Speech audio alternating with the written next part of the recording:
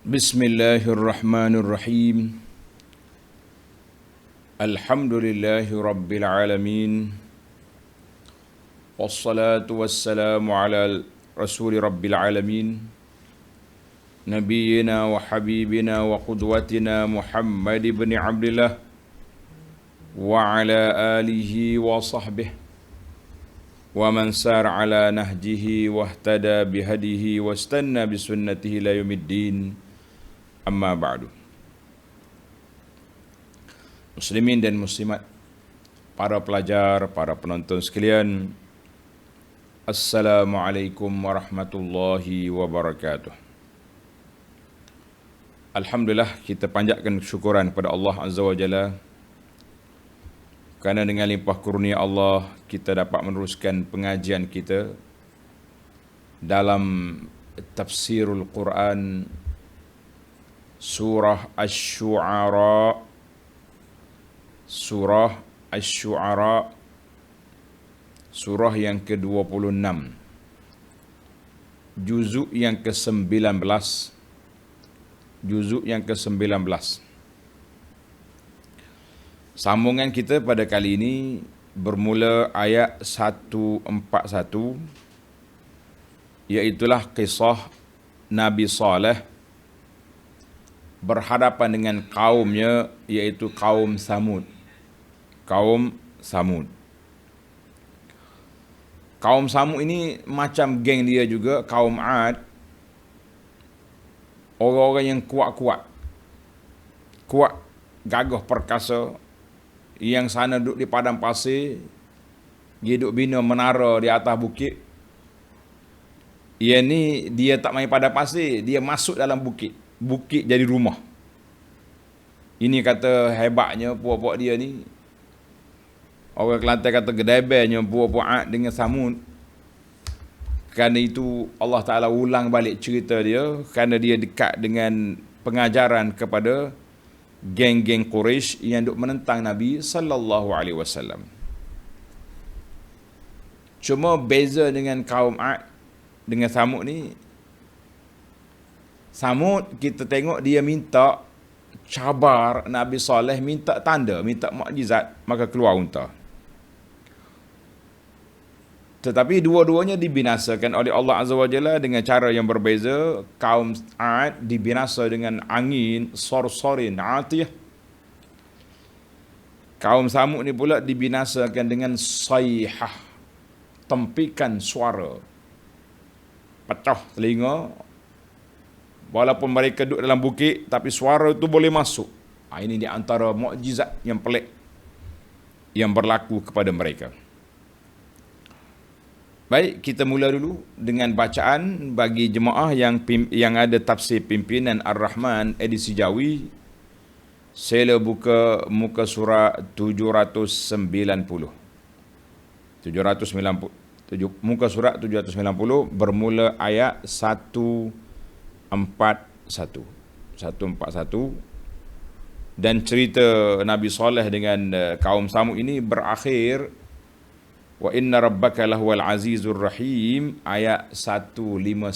InsyaAllah kita ambil semua episod ini kerana dia tidak panjang huraian, seperti yang telah kita bincang dalam kisah Ad, bahawa Allah Ta'ala telah sebut cerita mereka dalam surah Al-A'raf dan juga dalam surah Hud.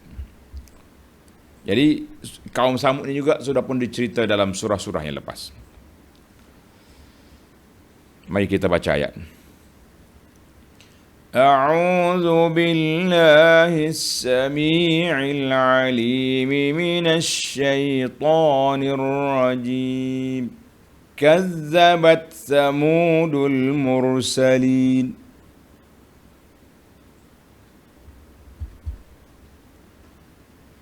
إذ قال لهم أخوهم صالح ألا تتقون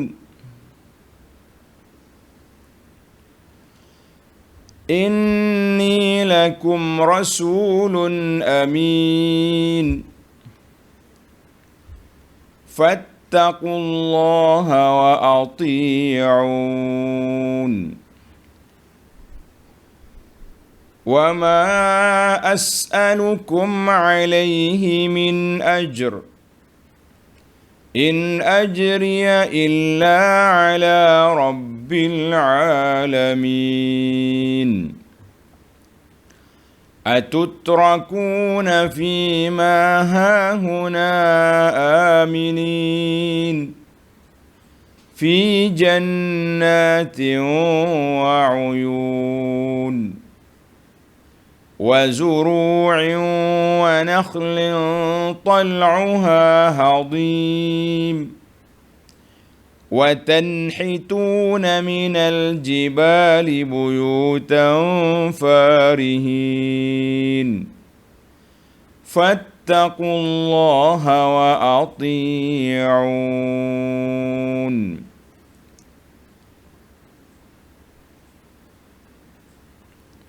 Baik, kita berhenti setakat itu dulu. Balik semula kepada ayat kita. Kisah Nabi Saleh dengan kaum dia, iaitu kaum Samud. Kaum Samud ini selepas daripada Ad. Sebelum Nabi Ibrahim. Ini dia punya tartib. Dia kata Samud ba'da Adin qabla Ibrahim al-Khalil. Duduk di mana dia? Tengok ayat. Kazzabat Samud. Demikian juga kaum Samud telah mendustakan al-mursalin, rasul-rasul yang diutuskan kepada mereka. Tengok nota di bawah. Dalam ayat ini dan ayat-ayat yang berikutnya, Allah Ta'ala menceritakan pula perihal kaum Nabi Saleh alaihissalam yang juga telah mendustakan rasulnya, lalu mereka ditimpa kebinasaan. Baik, isu dia sama juga. Kenapa disebut Al-Mursalin, rasul-rasul, sedangkan rasul mereka seorang je. Siapa? Saleh. Jadi macam yang kita dah bincang sebelum inilah, kan? Bila engkar seorang rasul, bermakna mereka telah angkat borong, package semua rasul kamu telah engkar. Jadi kita fahamlah, kan? Dalam ayat lepas pun kazzabat Ad al-mursalin. Semua bangsa kaum itu dianggap mendustakan rasul-rasul yang lain. Sebab rasul ni satu je dakwah mereka, iaitulah dakwatut tauhid, dakwah at-tauhid. Maka siapa diengkar, tak beriman kepada seorang rasul, mereka dianggap tak beriman semua rasul. Nah, ini kita kata matematik tauhid, matematik dalam bab akidah. Tolak satu, kosong. Macam rukun iman, tolak satu, dia kata saya beriman semua, kecuali tak beriman dengan malaikat sebab tak nampak, kafir juga. Rukun Islam, saya beriman 4 je. Zakat tak mau sebab kena bayar duit, kafir. Ini dipanggil tolak seorang rasul, bermakna kamu tolak semua rasul. Itu kita faham dah. Banyak kali dah ulang cerita ni. Nanti kita jumpa yang episod Nabi lain pun sama juga. إذ قال لهم أخوهم صالح ألا تتقون. إذ قال لهم أخوهم حين قال لهم صالح.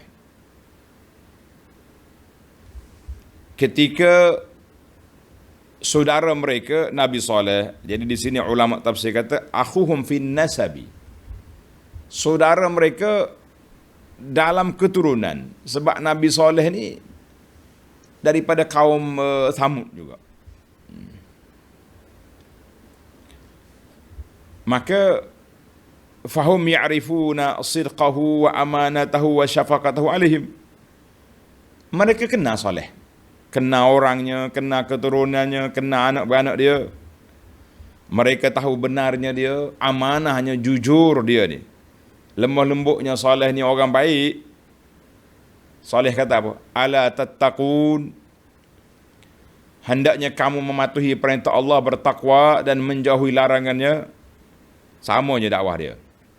Kemudian Saleh memperkenalkan jawatan dia. Inni lakum rasulun amin. Inni lakum rasulun amin. Sesungguhnya aku ini rasul yang amanah, yang jujur, pemegang amanah di atas wahyu Allah Azza wa Jalla, allazi ba'athani bihi ilaikum, yang Allah Ta'ala bangkitkan kamu ini kepadaku, bangkit aku ini kepada kamu. Fa uballighukum ma ursiltu bihi bila ziyadatin wala naqs. Aku menyampaikan kepada kamu apa yang diperintah oleh Allah Azza wa Jalla tanpa menokok tambah dan juga cuai, kurang, tak ada. Aku sampai apa yang disampaikan. Itu makna amin. Orang yang amanah, yang dipercayai. Jadi dalam ayat yang lepas pun kita dah cerita bahawa Nabi-Nabi memperkenalkan siapa dia dan bidang tugas dia. Jadi kita pun elok jugalah kalau kita orang tak kenal, elok kita perkenalkan, saya fulan, kerja saya begini, biar orang tahu. Tapi jangan melampau-lampau. Kadang-kadang orang ni memalukan kita. Ada juga bila kita pergi nak ceramah, 10 minit duk baca biodata ustaz. Buat apa? Kalau nak berdebat, boleh juga kita baca biodata. Kata orang ni, autoriti dia macam ni. Tapi kalau nak pergi kuliah, nak pergi ceramah, tak payahlah baca panjang-panjang. Perkenalkan bolehlah. Fulan bin Fulan dari negeri sekian, kerja dia mengajar di sini, cukup yakfi, memadai. Cuma kadang-kadang pengurusi lah, kan? Pengurusi itu semangat juga nak bercakap. Cuma jangan panjang-panjang lah. Cukup lah memperkenalkan sikit. Ni Nabi-Nabi pun dia tak kata aku ni gini-gini. Cakap inni lakum rasulun amin. Aku ni rasul, utusan Allah, pemegang amanah, menyampaikan amanah. Itu je jawatan. Lagi sama je dia punya seruan. Fattaqullaha wa ati'un. Oleh itu, takutlah kamu akan kemurkaan Allah dan ta'alah kepadaku. Takutlah kamu kepada Allah. Ai fattaqu sakhatallahi wa iqabah. Naklah kamu takut kemurkaan Allah dan azab seksa dia. Bagaimana kita nak takut? Bagaimana nak selamat diri? Duk main takut gitu ya, berkurung dalam rumah. La, itu takut ke COVID. Ini takut Allah Ta'ala ni dengan cara mana? Ati'un. Ay ati'uni fima amurukum bihi wa anhaakum anhu. Naklah kamu taat pada apa yang aku perintahkan kepada kamu dan tinggalkan apa yang aku larang pada kamu. Jangan berani-berani mau lawan. Kalau lawan, kena. Itu dakwah Nabi. Alhamdulillah, sama je dakwah. Jadi kita boleh ringkaskan perbincangan sebab isu yang sama. Kita pun dah bincang dah. Yang seterusnya, Nabi Saleh juga menyatakan dakwah dia ni tidak berbayar, sama dengan Hud. Wa ma as'alukum alaihi min ajr in ajriya illa ala rabbil alamin.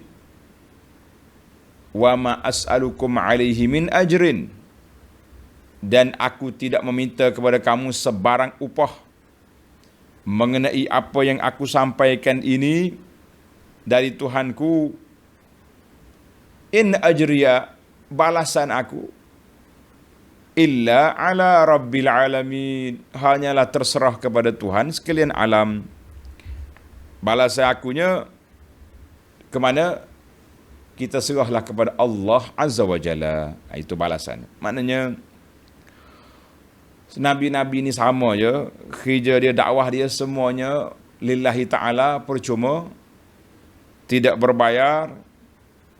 Mungkinlah kalau zaman kita ini kita ada alasan, kami sewa rumah, sewa kedai, sewa bangunan untuk buat kelas, sewa Zoom, sewa alat-alat. Kalau kita pergi ceramah pula, kita sewa, kita habiskan minyak kereta, kan? Pembantu-pembantu kita pula ada pemandu, ada teman. Adalah alasan kita nak meninggalkan kerja 5 jam pergi balik. Jadi adalah kira-kira tu ada. Bukan kata langsung tak boleh. Cuma tapak asas kepada dakwah tu tidak berbayar. Tidak berbayar. Kalau asas berbayar, tak usah ambil lah. Itu orang nak cari makan. Dengan kerja-kerja dakwah ini juga satu benda yang berbahaya. Benda yang berbahaya. Hari ni pula bila kita buat NGO mengikut dia punya peraturannya, boleh ambil berapa peratus daripada duit sumbangan orang. Kita pun sedar hati lah. Tak apa, pihak kerajaan dah benarkan 30% contohnya. Banyak tu tuan-tuan. Orang bagi 100 kepada fakir miskin, kita ambil 30. Peraturan membenarkan. Kita kata kita ada satu lagi peraturan kita dengan Allah, amanah kita dengan orang. Ini penting. Kita dengan Allah, amanah kita dengan orang. Kita kena fikir lah. Sebab itulah bila ada orang mari sini, dia kata ustaz saja nak jadi wakil, ustaz tu kutip remah boleh? Dia kata tak boleh. Kenapa tak boleh? Saya nak awak ambil 100% serah sini. Tak boleh lah. Kan boleh 30%, kata tak, kita tak boleh. Sebab orang bagi tu kepada kita. Nak ambil juga peratus biar betul-betul yang kita guna. Minyak kereta habis RM5, ambil RM5. Makan nasi RM10, ambil RM15. Nak kata apa? Sebab main peratus-peratus ni banyak. Beratus kalau dapat 100 boleh RM30. Kalau dapat 1,000, berapa awak dapat? 1,000. Boleh 300. Habis yang orang pakai miskin berapa dapat? Yang orang niat asal kepada tuan dia tu. Jadi kita kena. Ada juga NGO peringkat antarabangsa. Web dia pun bahasa Arab, bahasa Inggeris. Sama juga. Bila diminta, dia kata 30% nahnu. 30% untuk pejabat aku ni. Dia kata banyak tu. Kalau kita lamsai sekali bayar, sekali aku buat island bayar RM500. Mau boleh RM500,000 pun tak apa. Boleh RM50 pun tak ada masalah. Lain. Dia panggil kos pengurusan. Kalau kos mi'awiyah ni, peratus-peratus ni agak sukar. Baiklah.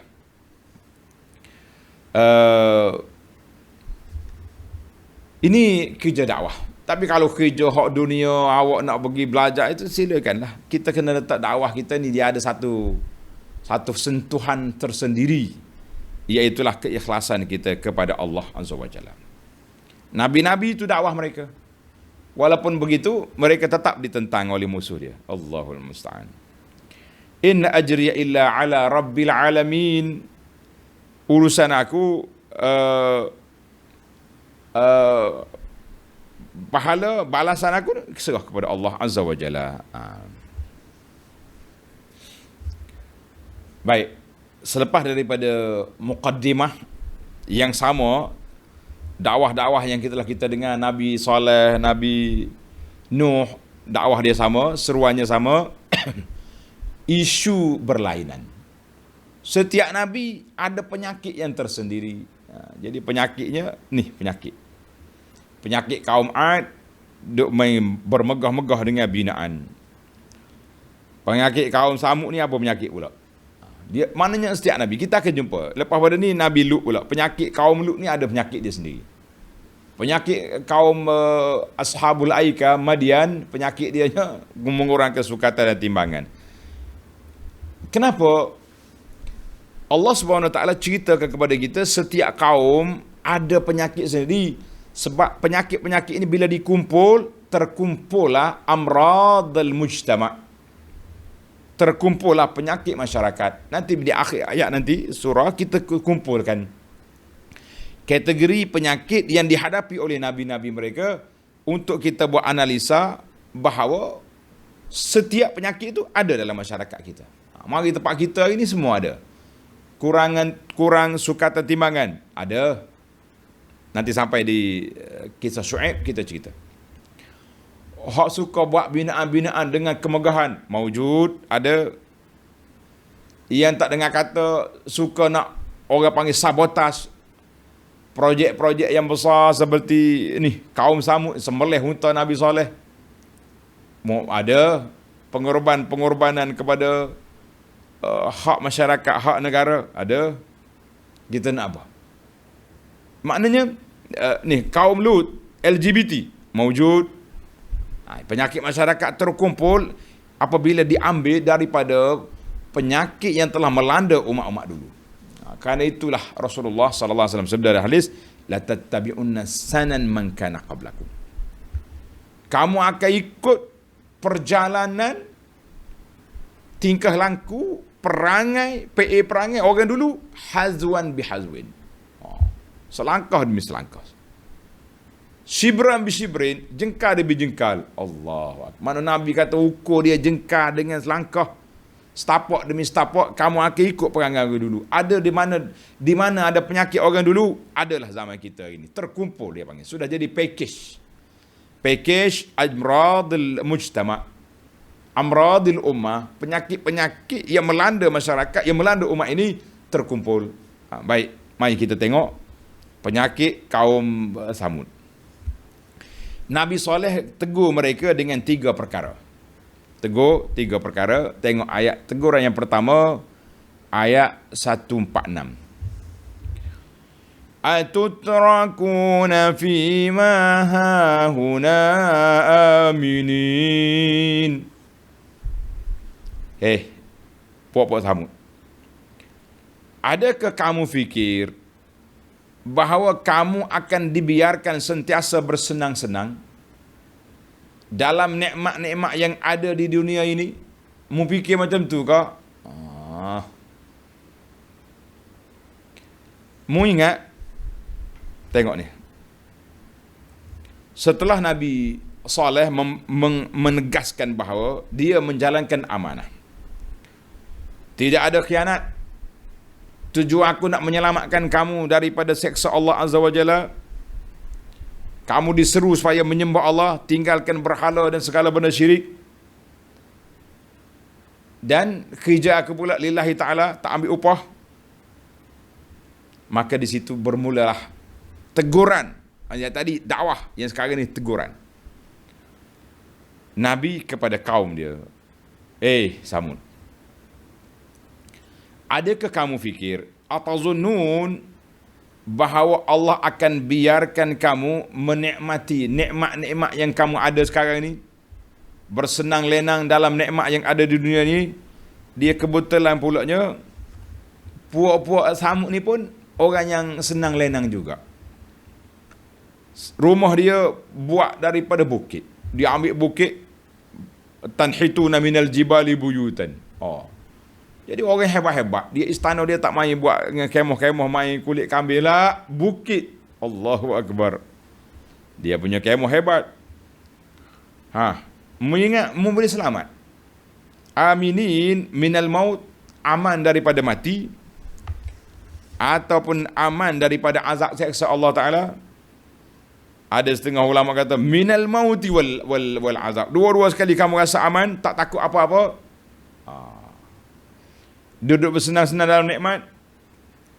Fi jannatin wa uyun, berada di dalam taman-taman yang indah permai dan mata air yang mengalir. Allahu Akbar. Ini dia punya negeri, dia aman, subur, sehat molek, kan? Wa zuru'in wa nakhlin tal'uha hadib. Wa zuru', zuru' tu makna kebun-kebun, tanaman-tanaman. Tanaman yang biasalah, macam sayur-sayuran, buah-buah, pokok-pokok bunga-bunga ni cantik-cantik ni. Itu dia panggil zuru'. Kan?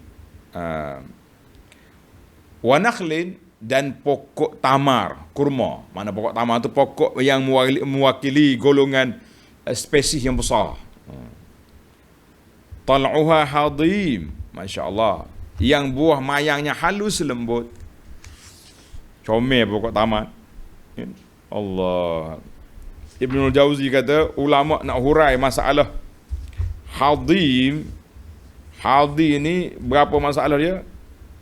Dia kata ada 7 pendapat. Aina, maknanya lembut dia punya mayat. Pecah, keluar sikit-sikit. Maknanya kalau kita pergi perhati ke pokok ni, kita pun kagum bagaimana dia mengeluarkan. Masya Allah. Dia punya mayang dia tu. Dia boleh keluar, kemudian terbit buah putih dia tu. Mungkin kena tengoklah kepada pokok-pokok ni. Itu yang pertama. Makna kamu menikmati, merasa aman hidup dengan taman-taman, dengan kebun-kebun, dengan pokok-pokok yang cantik. Yang kedua, وَتَنْحِتُونَ مِنَ الْجِبَالِ بُيُوتًا فَارِهِينَ وَتَنْحِتُونَ مِنَ الْجِبَالِ بُيُوتًا فَارِهِينَ. Dan kamu memahat, tengok ni, memahat sebahagian dari gunung ganang sebagai tempat tinggal. Allah gambarkan di sini bukan biasa-biasa. Farihin dengan mana haziqina binahtiha. Memang seni, mempunyai kepakaran dan kesenian dalam membelah bukit, memahak bukit buat rumah. Bijak.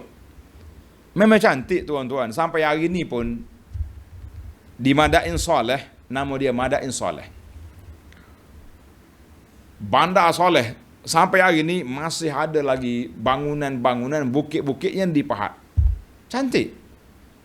Kita masuk dalam besar bilik yang saya duduk ni, dewan dia, comel kita duduk dalam tu. Tapi bimbang juga lah, takut masuk guru. Terbalik, runtuh bukit tu, mati syahid kita kat situ. Jauh pergi tu. Kita nak mati Madinah, pergi mati Madain Saleh pula berhad kan.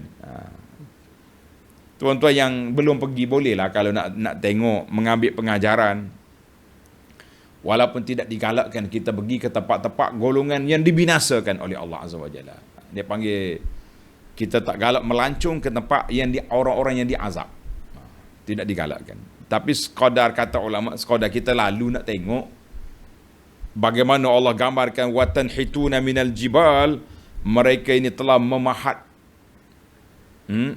gunung, bukit, dia belah buat rumah. Tempat dia duduk dalam tu. Allahu Akbar. Dia punya hebat. Pak kita ni ada juga duduk dalam bukit, dalam gua yang sudah sedia. Ni dia orang belah, dia orang yang buat gua. Cuma yang maha adalah ayat ini, Allah gambarkan mereka farihin. Ibnu Abbas kata ay haziqin. Haziqin artinya mereka ini sangat bijak, seni ukir nak belah bukit tu. Fa innahum kanu yattakhiduna tilkal buyu al-manhuta.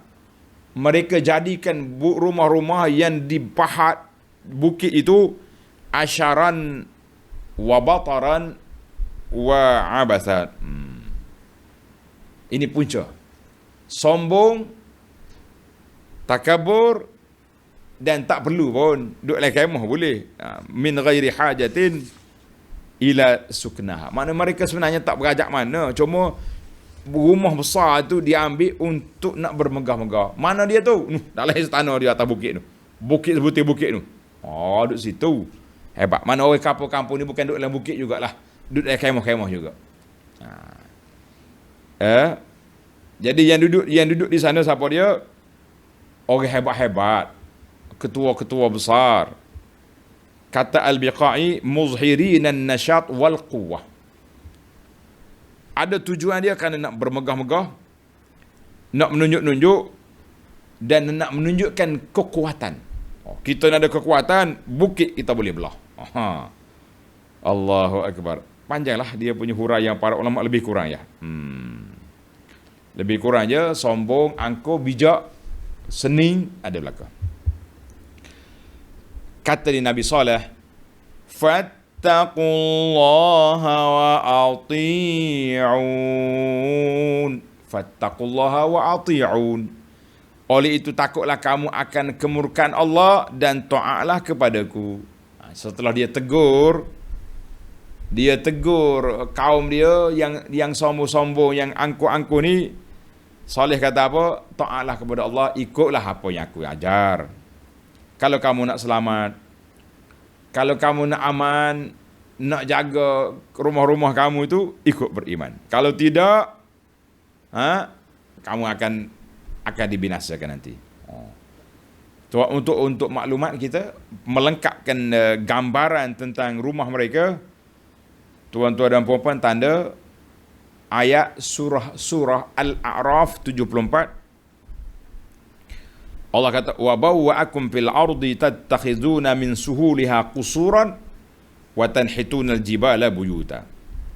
Kamu jadikan tempat yang rendah tu kamu buat istana, dan bukit dia juga jadi rumah. Ini ayat Al-A'raf. Suratul Hijri. Hijri ni pokok dia ni, kampung dia nama Al-Hijr, Al-Ula sekarang ni. Madain Saleh tu nama dia Ashabul Hijri. Hijri, ha jim ra, ha bagi bawah, Al-Hijri. Wa kanu yanhituna minal jibali buyutan aminin. Suratul Hijri 82. Surah Al-Fajri ayat 9. Wa thamud alladhina jabus sakhra bil wad. Kaum Samud yang duk ambil bukit-bukit, batu-batu ni. Jadi itu hebat. Allah gambarkan kehebatan mereka. Dia pandai sungguh, comel. Kalau kita pergi memang kagum kita tengok bukit-bukit yang dia pahak tu. Baik, teguran Nabi Saleh yang ketiga kepada kaum dia. Wala tuti'u amral musrifin. Wala tuti'u amral musrifin. Dan janganlah kamu taati perintah orang-orang yang melampaui batas. Mu jangan taat kepada ketua-ketua kamu tu, bos-bos kamu yang duk ajak kepada kamu langgar batasan Allah, iaitulah mereka kufur dan melakukan maksiat terhadap Allah Azza wa Jalla. Jangan ikut ketua-ketua kamu tu yang ajak kamu kufur. Ada yang dalam ayat lain, tuan-tuan dan puan-puan, tanda Suratul Namli ayat 48. Allah gambarkan penyagak kaum Samud ini ada 9 orang. Wala tuti'u amral musrifin. Ada ulama tafsir kata, kamu jangan ikut geng-geng penyagak yang 9 orang yang jadi penjahat dalam kaum Samud. Dalam Suratul Namli ayat 48. Wa kana fil madinati tis'atu rahtin yufsiduna fil ardi wa la yuslihun. Yufsiduna, mereka merusakkan, membuat kerusakan di atas muka bumi dan bukan nak buat baik. Siapa dia? Jadi mereka ini di antara salah seorang daripada bos dia, nama dia Qudar. Qaf dal alif ra, Qudar bin Salif. Ini penyembelih unta Nabi Saleh. Jadi 9 orang ni terkenalah di mana, di kawasan itu, penjahat-penjahat ni. Kita macam kawasan kita dah kenal dak, geng tu, geng ni macam-macam geng ada. Geng, jadi geng 9 orang ni jangan kamu ikut dia. Mereka dak buat kerusakan di atas muka bumi dengan kekufuran, dengan kezaliman, dengan maksiat, dan mereka sebenarnya tidak nak mencari keamanan dan kebaikan. Baiklah, geng-geng Samud ni tak cakap banyak dengan Saleh. Ni baru dia jawab. Ayat 153, barulah kaum Samud menjawab teguran Nabi Saleh. Dia kata apa? Qalu innama anta minal musahharin. Baru mari. Jadi dia nak jawab, takut juga kan. Kemudian dia guna pendekatan nak memperlekehkan Nabi Saleh. Perlekeh, merendahkan martabat Saleh dengan cara mana? Hei Saleh, Qala qaumu Saleh. Saleh, sesungguhnya engkau ini hanyalah salah seorang dari golongan yang kena sihir. Itu ialah kerja dia. Daripada dulu kita sudah analisa, yakni seorang yang telah rusak akalnya dan tak dapat diterima nasihat pengajarannya. Kita ni kalau orang tak betul, macam mana kita nak pakai nasihat?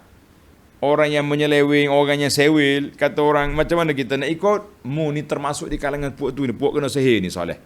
Cakap tak pasal, bercakap tak reti apa, kan? Mu tak ada akal lah. Diam-diam lah Saleh.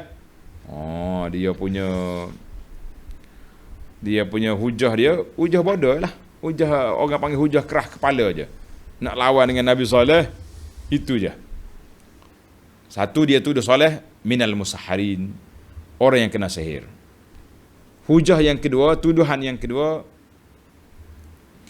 ma anta illa basyarum mithluna fa'ti bi ayatin in kunta minas sadiqin.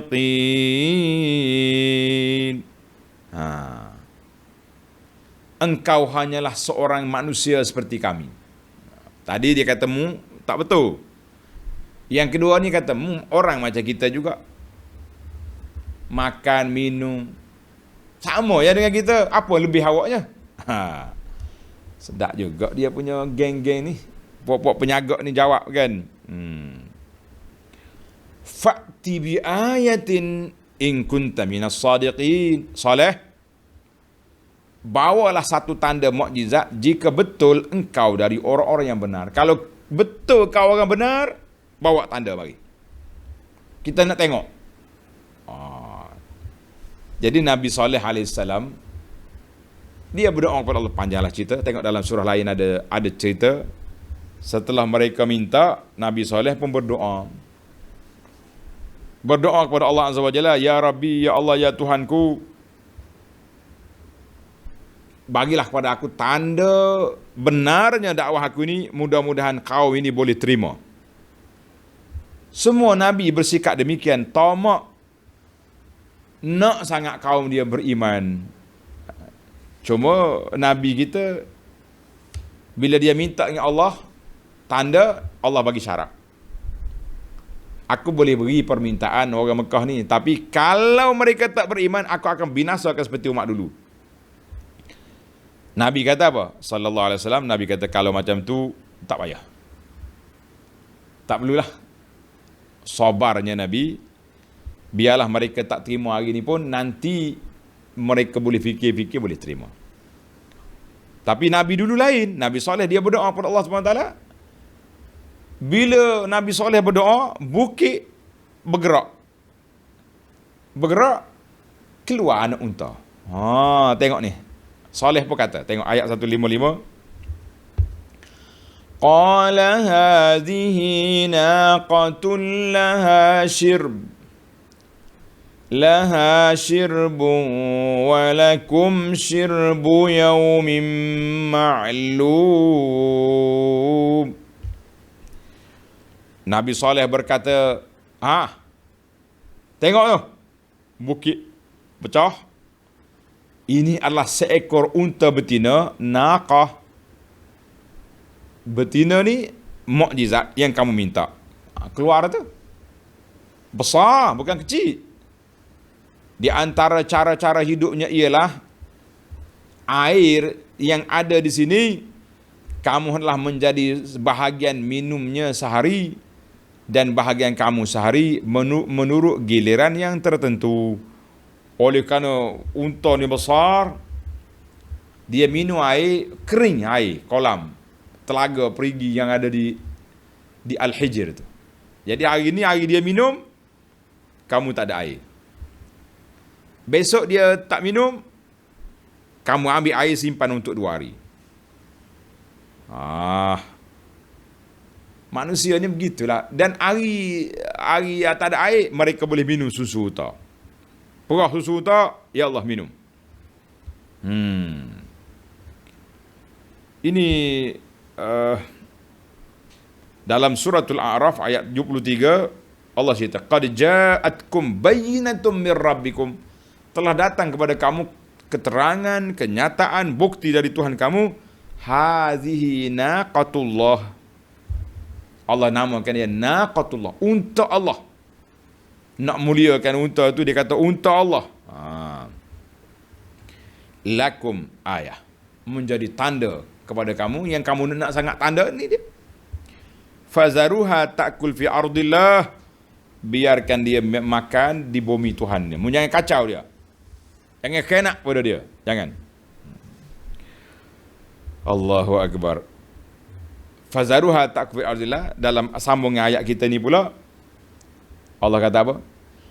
Wala tamassuha bisu'in faya'khudhakum 'adzabu yawmin 'azim. Dan janganlah kamu menyentuhnya. Jangan kamu sentuh unta ni, jangan khianat pada dia. Kalau kamu khianat dengan sesuatu yang menyakitinya, maka akibatnya kamu akan dibinasakan oleh azab seksa hari yang besar huru-haranya. Saleh awal-awal lagi bagi warning, jangan khianat ke unta aku. Khianat, tunggulahmu. Allahu Akbar. Amaran sudah diberi, peringatan juga sudah diperingatkan. Tapi geng-geng penjahat ni gitulah jahat. Dia kata, jemulah, boring lah main lah macam ni. Hari ni tak ada air, minum dia unta, esok ada air. Susah kita hari ni. Kita ni senang relax kan. Air ni biar ada sentiasa. Sekala pihak syarikat air maklumkan kawasan terganggu khidmat air di sini kerana kita nak baiki. Susah hati dah kita. Keluarkan tong air, keluarkan beldi, keluarkan. Jadi orang kaum soleh pun macam tu lah juga dia. Lama-lama jadi orang panggil jemu lah juga. Jadi puah dia. Dek main dengan hutan ni. Hari ni kena punggah air. Akhir sekali buat penjahat ni kena. Dalam cerita lain, dia tunggu, dia halau unta ni masuk celah bukit, tempat yang sempit. Mereka panah dia. Rebah unta, tengok dalam ayat ni. Fa'aqaruha fa'asbahu nadimin. Akhirnya mereka menikam mati unta itu. Nama apa? Ketua yang pembunuh unta, nama dia Qudar. Qaf da alira. Qudar bin Salib. Jangan letak nama anak Qudar ni, penjahat, ketua jahat ni, pembunuh unta ni. Kan? Jadi dia bunuh, dia sembelih, dia tikam unta tu mati. Fa asbahu nadimin. Kemudian mereka menyesal. Bila? Setelah melihat kedatangan bala bencana. Mula selepas dia sembelih, dalam suratul A'raf, tuan-tuan tanda suratul A'raf ayat 77-78, Allah gambarkan fa'aqarun naqata wa'atau an amri rabbihim. Mereka sembelih unta, derhaka kepada arahan Allah, dia pergi jumpa Saleh pula. Wa qalu ya Salihu tina bima ta'iduna. Saleh, buat mari, kamu janji tu, untamu sudah mati. In kunta minal mursalin. Kalau kamu betul Rasul, buat mari janji tu. Sudah azab aja. Unta sudah mati sekarang. Katanya para pelajar sekalian, para jemaah sekalian, tak ada ayat ni, cuma dalam cerita-cerita tafsir katanya hari pertama muka dia berubah. Kuning jadi. Kamu dia merah, kamu dia hitam, selepas hari itu mari. Fa'akhazathumur rajfah. Tengok dalam ayat kita ni, ayat 158, Allah kata apa? Fa'akhazahumul azab. Inna fi dzalika laayah wa ma kana aktsaruhum mu'minin. Lalu mereka ditimpa azab yang membinasakan. Apa dia azab dia? Sambung balik surah Al-A'raf ayat 78. Fa akhadhathumur rajfah fa asbahu fi darihim jathimin. Rajfah ni macam satu goncangan. Bergoncang tempat dia duduk. Mereka duduk dalam bukit. Duduk dalam bukit tapi bergerak. Maka mereka itu mati habis. Dalam surah Hud ayat 67 Allah kata wa akhadhal ladzina zalamus sayhah. Sayhah ni mana satu tempikan suara yang kuat. Fa asbahu fi darihim jasimin. Mati bergelempangan dalam rumah mereka. Di sini para pelajar, ulama sains zaman kita ni buat kajian. Dia buat kajian tentang azab yang menimpa dengan tempikan ni. Berapa kumpulan? As-Sayhah, kumpulan Madian, Syuaib, Sayhah, Samud juga Sayhah, dan kaum Lut sekali lagi kena. Kaum Lut ni dia semua angkat. Dia angkat bumi, mari hujan batu, mari pula suara, package dia punya azab kena. Jadi di sini para ulama Islam kata dia punya azab dia tu cuma bagaimana azab itu berlaku. Allahu Akbar. Dengan tempikan suara. Tempikan suara dan rajfah. Rajfah ni bergoncang. Dia duduk dalam bukit. Duduk dalam bukit. Bila duduk dalam bukit, suara tu boleh masuk. Dengan gegaran, bunyi suara, pecah telinga dia, mati bergelimpangan. Allah. Mati bergelimpangan. Orang kata mati berkala letai habis. Bergelimpangan maknanya. Mati dalam rumah dia sendiri. Allah kata apa? Tengok ayat kita ni. Inna fi dzalika laayah. Inna fi dzalika laayah. Dan sesungguhnya peristiwa yang demikian itu mengandungi satu ayat yang membuktikan kekuasaan Allah Azza wa Jalla. Jadi ayah di sini dengan cara mana? Dengan cara tempikan suara. Ayah dalam kaum Ad dengan angin yang kuat. Terbalik habis bangunan. Yang ni nak balik bangunan apa? Duduk dalam bukit. Payah nak balik bukit ni. Balik rumah, balik kemah boleh. Tapi bukit tak balik. Tapi suara pula mencari mereka. Suara tu masuk dengan goncangan, pecah telinga, mati bergelimpangan. Subhanallah. Subhanallah. Kita kata Masya Allah. Package siri-siri cara Allah binasakan kaum yang zalim ini ada. Dengan tempikan, dengan goncangan. Siri-siri maksiat juga berlaku. Manakala kita kumpul semua, terkumpullah kejahatan yang banyak. Baiklah para pelajar sekalian, kita tamatkan ayat kita ini. Wa ma kana aktsaruhum mu'minin. Dan dalam pada itu kebanyakan mereka kaum Nabi Saleh, kaum Samud tidak juga beriman. Tak ramai orang ikut Saleh, berapa orang saja. Samalah dengan Quraisy yang duk pergi rihlatus syita' wa saif, juga tidak ramai yang beriman. Allahu Akbar. Akhir sekali Allah tutup. Ini yang keberapa dah ni ayat ni? Yang keempat ke yang keberapa? Wa inna rabbaka lahuwal azizur rahim.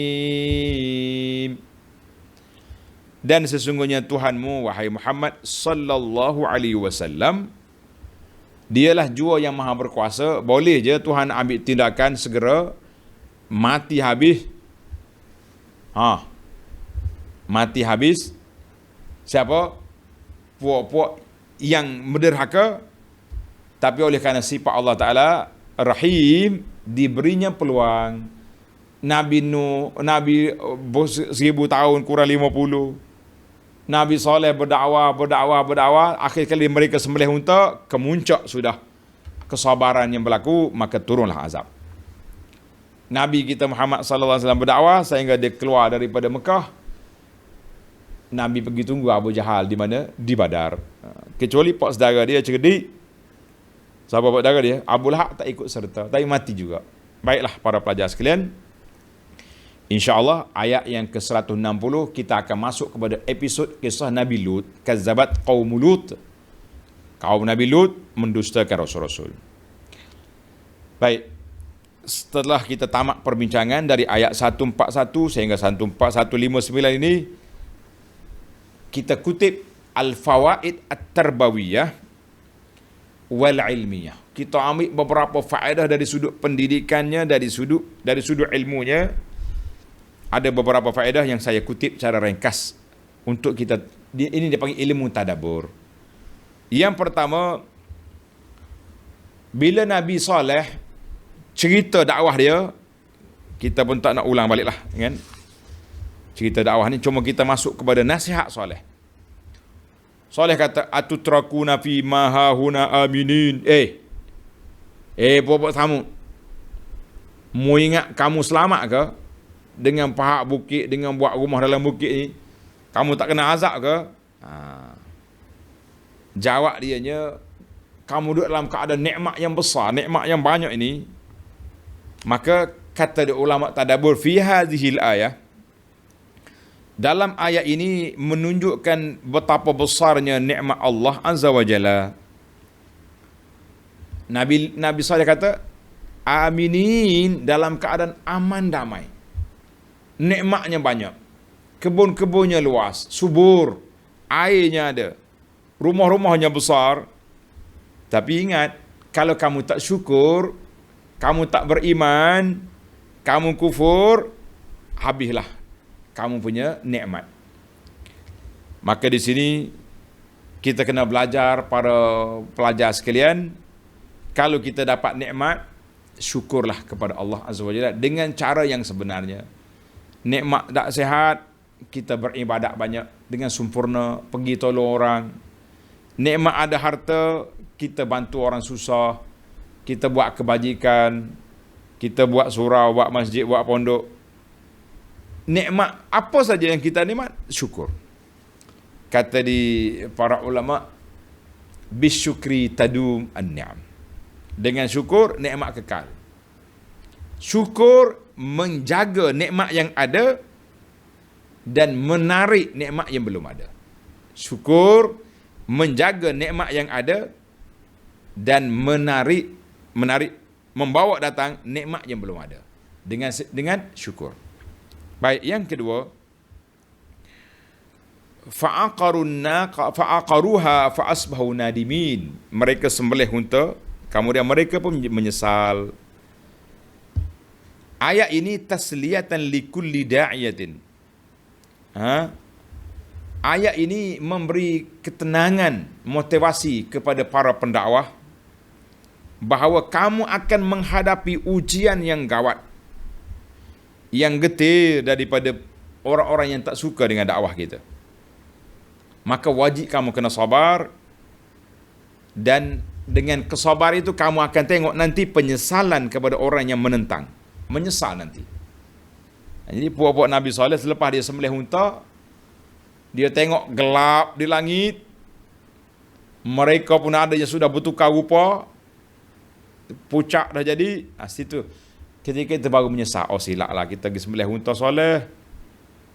Saleh sudah bagi amaran, wala tamassuha, jangan sentuh unta aku ni.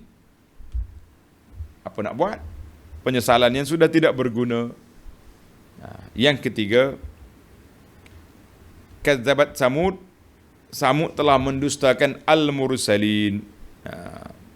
Samud mendustakan Rasul-Rasul. Maka kata para ulama tadabbur, oleh kerana Nabi Saleh ini selepas daripada Nabi Hud, selepas daripada Nabi Nuh, kan? Maka Bila dia dusta Saleh, bermakna dia dusta semua dah rasul-rasul sebelum tu. Hud, Saleh juga dikira dusta. Orang panggil package lah. Setiap pendustaan kepada Rasul bermakna mereka dusta semua Rasul. Kenapa? Sebab dakwah Rasul itu satu. Dakwah itu tauhid. Yang keempat, Nabi Saleh kata, atutrakuna fi ma huna aminin. Mu ingat kamu aman ke dengan kekayaan kamu? Ayat ini menjadi dalil ala adamil baqa. Orang yang senang, orang yang kaya, orang yang berpangkat besar, mereka kena ingat, itu bukan satu jawatan kenikmatan yang kekal. Mungkin kita boleh rasa 10 tahun, 20 tahun, lepas tu habislah. Ada orang kaya, penyakit macam-macam. Duit banyak, kalau makan nasi, buat makan daging, tak makan daging tepi jalan ni, wagyu. Wagyu ni berapa sekilo dia punya daging kan. Ni ada satu restoran nama dia Menate restoran. Katanya mahal sangat. Ada kawan-kawan kita, dia kata, Ustaz, mari kita pergi makan sini. Hei, kata, tak sampai hati saya. Oi, berapa sekilo. Baik kita beli daging, kita makan biasa-biasanya, yang lebih tu kita sedekah pada orang, tak sampai hati kita. Apa boleh buat? Bila mari penyakit, wagyu ke, ayam kampung ke, ayam bandar ke, semuanya tak boleh makan belakang dah. Darah tinggi, nak kata apa? Allahu Akbar. Yang kelima, aminin, besarnya nikmat keamanan. Nikmat keamanan tu besar. Kan? Sebab bila aman, banyak benda yang kita selesai. Tak takut. Tapi bila mari peperangan, rumah runtuh, kebun-kebun habis dilanyak oleh puak-puak tentera. Macam kita hari ni lah. Kita hari ni diuji oleh Allah Azza wa Jalla dengan COVID. Mula-mula kita terima COVID tahun lepas, bulan Mac 2020, kita ingat ke COVID ni sekejap je. 2-3 bulan tamat lah. Kemudian mari pula vaksinasi ni, injek. Kita pun ambil lah dengan tawakal kepada Allah. Mudah-mudahan kita selamat. Belum apa-apa lagi mari pula Delta, apa ni varian baru pula dah, Delta lah. Ni hak baru keluar pula ni, mazhab berapa pula ni, tak tahu apa dah. Mula kecewa dah, rakyat pun mula rasa jemu dah duk main lockdown macam ni. Kerajaan bagi kelonggaran. Bila kerajaan bagi kelonggaran ni, orang yang sudah injek boleh berjalan, marah pula, naik dan pula COVID. Mari pula orang lain pula menawarkan diri nak jaga COVID. Kita kata kalau COVID ada ni, siapa dia, apa macam itulah keadaannya. Teori-teori belaka.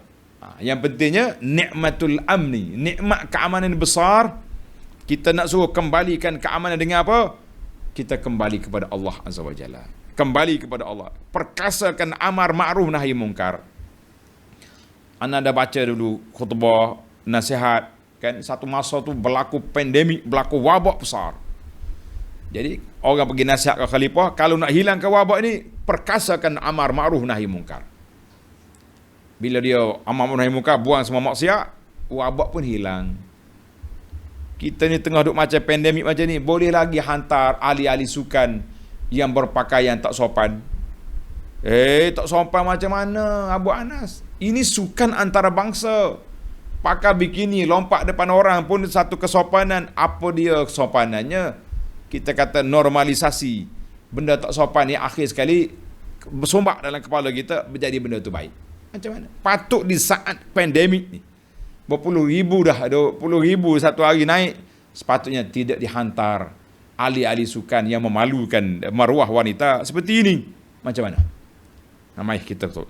Itu nikmat keamanan. Yang keenam, wa tanhituna minal jibal, mereka buat rumah daripada bukit, di pahaknya bukit. Ayat ini menunjukkan bayanu quwwati qaumi salih. Kuatnya puak salih ni, dia mai bukit belah bukit buat bangunan, buat istana, buat rumah. Allahu Akbar. Yang ketujuh, farihin. Allah gambarkan farihin, maknanya penuh dengan kesenian. Penuh dengan kesenian. Artinya kaum Nabi Soleh ni kaum yang mempunyai al-hidhku fil handasah. Dia punya arkitek dia, engineer dia, sangat teliti di dalam memahak bukit. Mana teknologi dia hebat. Yang ke-8, fa'aqaruha fa'asbahu nadimin. Mereka sembelih unta, mereka pun menyesal. Timbul lagi soalan, lima akhazahumul azab wa qad nadimu. Bila mereka menyesal, kenapa kena azab pula? Biasanya orang dah menyesal ni tak ada azab lagi.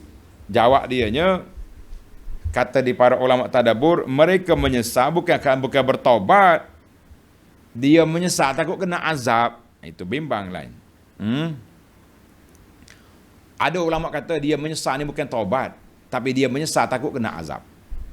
Macam orang kena tangkap ke polis. Dia buat maksiat kena tangkap. Pejabat agama mari tangkap dia. Dia menyesal tu kerana taubat ke?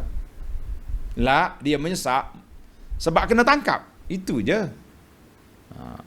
Ada juga ulama mengatakan an-nadam, dia menyesal sungguh. Tapi waktu sudah tamat. Kita nak kata orang sesal dulu pendapatan kan. Sesal kemudian tak berguna, menyesal setelah kamu langgar. Buat apa? Macam orang ni lari, dia punya laju 200 km dia bawa laju. Tepat trafik light 60. Polis tangkap dia, JPJ tangkap. Saya menyesal cik. Kalau sesal, awal-awal lagi break. Ni sudah langgar baru nak menyesal. Yang ke-9,